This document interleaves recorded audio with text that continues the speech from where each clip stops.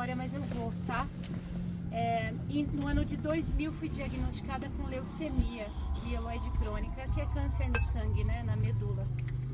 E durante 23 anos eu fiquei entre tratamento, transfusões de sangue, mas levei uma vida normal, tá? Tive 3 filhos, meus 3 filhos são adultos, já acompanharam. Eu me separei quando eles eram pequenos, sempre trabalhei, mesmo doente, criei meus filhos e tudo certinho. Há 5 anos atrás, mais ou menos, eu entrei para a fila de transplante de medula, para poder resolver meu problema de uma vez por todas. No ano de 2023, eu recebi uma ligação do banco de medula dizendo que tinha uma medula compatível com a minha, que eu ia poder fazer o transplante depois de tanto tempo, para me curar da leucemia, para poder ter uma vida normal. E quando eu recebi essa notícia do banco de medula, eu não sei o que aconteceu exatamente, mas eu fui tomada por uma vontade absurda de pegar a mochila, pôr nas costas e fazer o caminho da fé. Eu não sabia como é que era o caminho, eu conhecia pessoas que tinham feito, mas eu achava que era um absurdo. Falei, quem que faz isso, anda 300 quilômetros? Quem consegue fazer isso, né? Tinha ouvido falar? Não, eu tinha ouvido falar, mas na minha cabeça eu achei que era loucura fazer o caminho da fé. Que era só gente louca que fazia. A pé, com a mochila, subida, descida, chuva, frio, enfim. Mas eu fui tomada por uma vontade primitiva de fazer o caminho.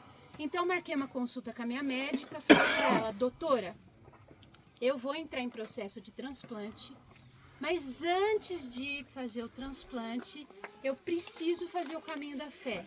Eu preciso ir. Minha médica não concordou, ela falou, ó, você vai correr risco, não é brincadeira isso.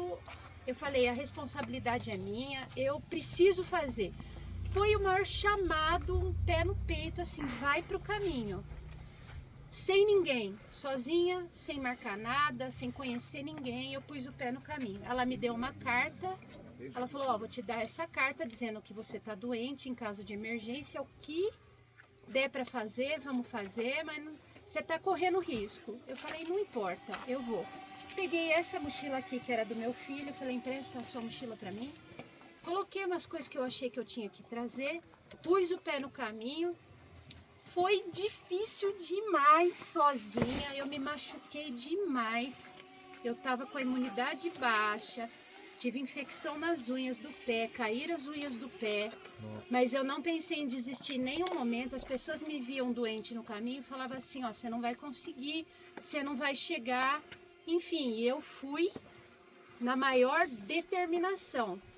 Durante a minha peregrinação, estava sofrida demais, mas muita dor, febre, canseira, estafa. Eu andava tipo 40 quilômetros por dia, não sabia onde eu ia parar, eu ia andando. E aquela vontade, não pensei em desistir em nenhum momento. Quando chegou na Luminosa, que eu acho que a maioria de vocês conhece, né, a Serra da Luminosa, o povo foi me falando, me botando medo, falando, você não vai conseguir subir a Luminosa não tem apoio, não tem ajuda, não tem nada. E eu falei, não, eu vou. Quando chegou na Luminosa, eu peguei, fui subindo, fui até o topo, na divisa lá de Campos do Jordão e tal. Vocês devem conhecer onde tem o cruzeiro, no quilômetro 101, né, do lado direito. E já era no topo. A minoria não conhece. A minoria? É. Tá, a maioria conhece. Ok, quando chegou no cruzeiro, eu senti meu nariz escorrer, pus a mão e vi que era sangue que estava vazando. Quem tem leucemia não tem plaqueta, o sangue não coagula, abrir uma veia, vai ficar vazando, não vai parar. Eu não tinha nada, porque remédio nenhum também pode cortar um sangramento, né? Não coagula. Então seria a hora que eu deveria fazer uma transfusão de plaqueta. Mas eu estava no alto da Luminosa, sozinha e sem sinal. E eu vou fazer o quê? Me acalmei, não fiquei com medo, não fiquei nervosa. Continuei andando. Quando chegou na plaquinha do quilômetro 100, vocês vão passar por lá, acho que amanhã, né? Eu tinha uma árvore uns 10 metros para frente, estava sangrando muito meu nariz, não dava para segurar mais. Eu tirei a mochila, Pus debaixo da árvore, deitei de cabeça para baixo, tentando estancar o sangue. Não adiantou. E me deu aquele sono. Eu tava fraca, com febre, eu tava mal. Aí eu fiquei olhando para a copa da árvore assim, fui fechando o olho. Foi um sono tão forte que eu tive, tipo um sono de anestesia. E eu apaguei ali no quilômetro 100. Apaguei com sangramento. Tava pingando, meu nariz não parava. E não tenho noção de quanto tempo eu fiquei dormindo, ou desmaiada, ou apagada. Pode ter sido pouco, pode ter sido muito. Eu nunca vou saber. Porque ninguém passou ali, entende? E em determinado momento eu acordei, eu abri os olhos, eu sabia o que tinha acontecido, eu estava consciente. Falei, puxa vida, eu dormi aqui sangrando, será que eu parei de sangrar? Pus a mão, o sangue estava coagulado, estava colando, tinha parado o sangramento, parou sozinho. E aí eu peguei, achei meu celular, olhei meu rosto com a câmera e tal, limpei o rosto e segui ainda até Campista, andei mais 12 quilômetros. Eu tava bem, eu tava com energia. E aí eu consegui achar uma pousada, que é a pousada da Dona Rose, em Campista, não sei se vocês conhecem, né? Logo que cheguei em Campista. E cheguei lá à noite, sozinha, contei a minha história para ela, eu falei assim, olha, eu passei mal ali, eu tive um sangramento, mas eu consegui chegar até aqui, eu tenho um problema de saúde. Enfim, ela me acolheu, então ela faz parte da minha história também. E segui até Aparecida, cheguei 2 dias depois, me ajoelhei na frente de Nossa Senhora. Eu sou católica de batismo, de crisma, mas não católica praticante, nunca fui. E lá eu me dobrei, me ajoelhei, né, na frente da imagem de Nossa Senhora, coisa que eu nunca tinha feito.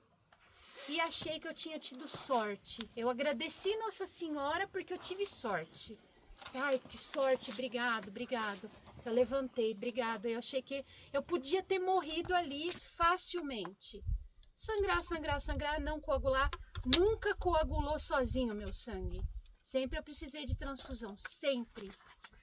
E eu agradeci por ter tido sorte. Aí voltei para minha cidade, voltei na minha médica. Chegando lá, minha médica falou, e aí, como é que foi o caminho da fé? Falei, doutora do céu, aconteceu isso, isso, isso. Ela falou assim, nossa, você teve muita sorte, você podia ter morrido ali, né? Você sabe, né? Você foi teimosa, porque eu te avisei. E a carta ali não adiantou de nada, a carta que eu levei da minha médica, ó, fazer transfusão e tal. Falei, prometo que eu não faço mais isso. E aí ela já prescreveu os exames para começar o procedimento de transplante, que é demorado. Logo na primeira batelada de exames, depois de 10 dias que saiu o resultado, já não tinha nem vestígio de que eu estava doente. O primeiro, a médica, obviamente, ela era minha médica há 20 anos. Ela me acompanhou em todas as etapas da doença. Ela falou, Lu, vamos repetir esses exames porque o laboratório pode ter trocado as ampolas. Deu tudo zerado. Então, aí nós fomos fazer no Fleury, em São Paulo, um laboratório muito sério, que não tem como você trocar. Nunca tinha acontecido de trocar exame, tá? Em 23 anos. Mas vai que, né? Me deu um negócio assim, mas tipo assim, tá. Eu pensei comigo, não falei. Falei assim, não trocou, né? Repeti os exames. Chegaram os exames do Fleury. Zerados. Tipo assim, nada. Luciana de Crescenzo, o CPF, a data de nascimento, nada. Bem parecido com os primeiros. Foi uma revolução isso daí. De médicos em reuniões, em congressos e me perguntando as coisas sobre o caminho da fé, o que eu tinha comido de diferente, ou se eu tinha tomado algum chá, ou se eu tinha pego uma fruta silvestre, essas coisas assim. Porque eu fiz em 9 dias. Por quê? 23 anos doente, 9 dias de caminho da fé e depois os exames zerados. Aí, por precaução, meus médicos pediram para eu repetir toda segunda-feira hemograma. Toda. Durante quanto tempo? Por 3 meses consecutivos. Não tá, acredito. Para Toda ver segunda-feira. toda segunda-feira, para ver o que estava acontecendo. Alguns médicos da equipe achavam que a doença ia voltar avassaladoramente com tudo.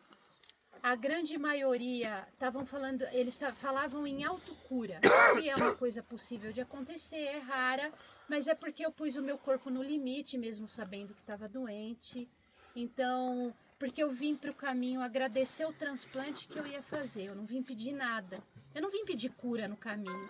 Eu vim para agradecer que eu ia ser curada através do transplante. E eu sabia que eu estava doente, eu pus o meu corpo no limite, sim. Mas eu não tive medo em momento nenhum. Nem na hora que eu estava dormindo, eu me entreguei para o sono, mesmo sabendo que eu podia não acordar. Eu só dormi. Eu falei, nossa, era um sono tão bom, era um sono tão gostoso que eu só dormi, né? E, enfim, aí foi. Pediram para mandar meu sangue para os Estados Unidos, para um hospital que fica em Baltimore lá, que só cuida de doença de medula. Foi avaliado o meu sangue lá, os resultados voltaram zerados também. Aí revolução tanto religiosa e espiritual, muito, né? E da parte científica, por quê?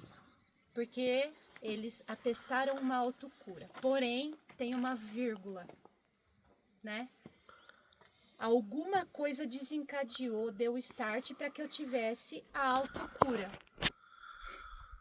Aí eu até brinquei numa das reuniões, falei assim, ó, pode ser chamado de fé porque eu estava no caminho ou é só um detalhe, né?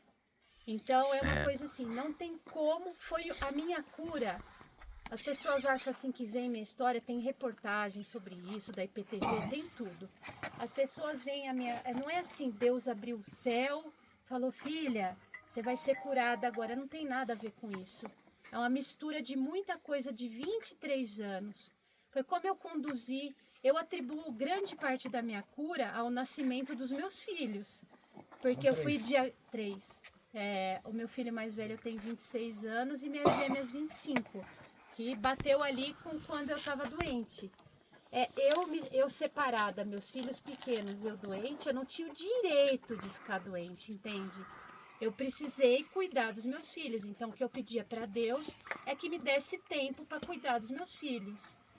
Né? Eu fiz um contrato com ele, né? Deixa eu cuidar dos meus filhos, depois você me leva.